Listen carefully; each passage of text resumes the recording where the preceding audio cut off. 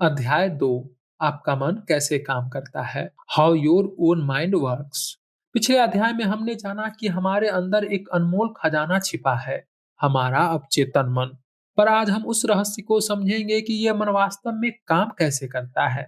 हर इंसान के भीतर दो तरह के मन होते हैं, चेतन कॉन्शियस और अवचेतन सब कॉन्शियस। डॉक्टर जोसेफ मर्फी कहते हैं, चेतन मन वह हिस्सा होता है जिससे हम रोजमर्रा के फैसला लेते हैं, सोचते हैं, विश्लेषण करते हैं, यानी अभी जो जाग रहा है। लेकिन अवचेतन मन वह हिस्सा होता है जो पर्दे के पीछे लगातार काम करता है, बिना रुके, बिना थके, बिना सवाल किए।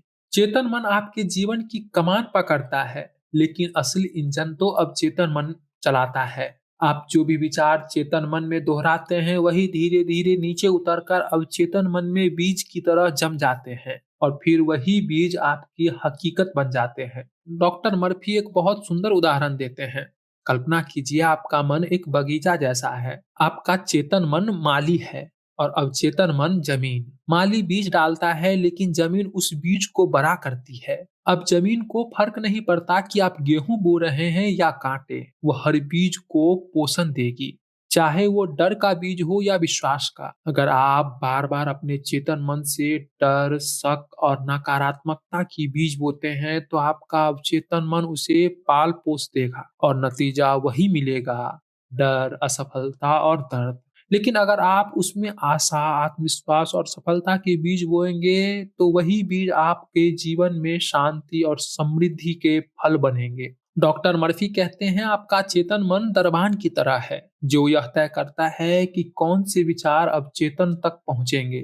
अगर आप किसी बात पर विश्वास कर लेते हैं, तो चेतन मन का दरवाजा खुल जाता है और वे विचार अवचेतन में उतरकर सच्चाई बनने लगता है। इसीलिए अगर आप बार बार खुद से कहते हैं कि मैं बीमार हूँ, मैं कमजोर हूँ, मैं हार चुका हूँ, तो अवचेतन मन उसे आदेश की तरह मान लेता है। लेकिन अगर आप खुद से दोहराते हैं, मैं स्वस्थ हूँ, मैं आत्मविश्वासी हूँ, मैं सफल हूँ, तो अवचेतन उसी दिशा में काम करने लगता है। जब आप डरते हैं तो शरीर में क्या होता है? दिल की धड़कन तेज हो जाती है, हाथ कांपने लगते हैं, मुंह सूख जाता है। क्यों?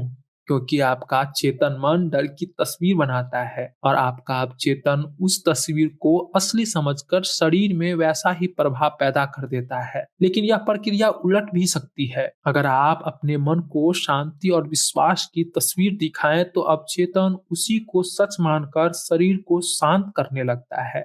यानी डर की भी जड़ मन में है और शांति की भी जड़ मन में ही है। डॉक्टर मर्फी एक दिलचस्प किस्सा सुनाते हैं। एक सर्जन को ऑपरेशन के बाद कई बार मरीजों से यह कहते सुना गया कि आप जल्दी ठीक हो जाओगे, सब बढ़िया रहेगा। और हैरानी की बात तो यह है कि जिन मरीजों से वह यह कहते, वो दूसरे के तुलना में जल्दी ठीक हो जाते थे, क्योंकि जब मरीज को यह बात विश्वास से सुनाई गई, तो उसका अवचेतन मन उस आदेश को स्वीकार कर लिया और शरीर उसी हिसाब से काम करने लगा। यानी शब्द सिर्फ आवाज नहीं होते, वो ऊर्जा होते हैं जो हमारे अवचेतन को आकार देते हैं। हम सब के जीवन में वो क्षण आते हैं जब कोई कहता है, मुझे नहीं लगता तुम ये कर पाओगे। और अगर हम उस बात को मन से मान लें, तो वही बात सच्ची हो जाती है। लेकिन अगर हम मन में कहें कि मैं कर सकता हूं, मैं करूंगा, तो अवचेतन उसी विश्वास को पकड़ कर काम शुरू कर देता है। धीरे धीरे परिस्थितियां, मौके और लोग उसी दिशा में आने लगते हैं। डॉक्टर मर्फी कहते हैं, आपका अवचेतन मन बिना तर्क के काम करता है। वो सही या गलत नहीं सोचता, वो बस आदेश मानता है। इसीलिए अपने विचारों और शब्दों को ध्यान से चुनिए। हर वाक्य जो आप खुद से कहते हैं, वह आपके भविष्य की ईंट है। दोस्तों, इस अध्याय का असली संदेश यही है कि आपका मन एक सृजन करता है। आपका चेतन मन विचार देता है और अवचेतन मन उन्हें रूप देता है। अगर आप डर के बीज देंगे तो डर उगेगा।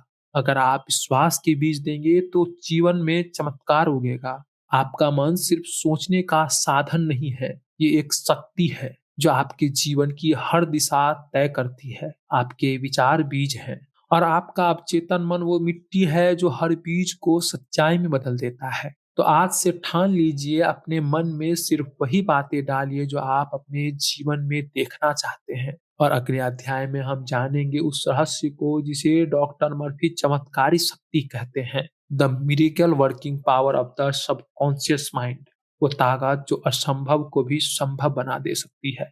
धन्यवाद।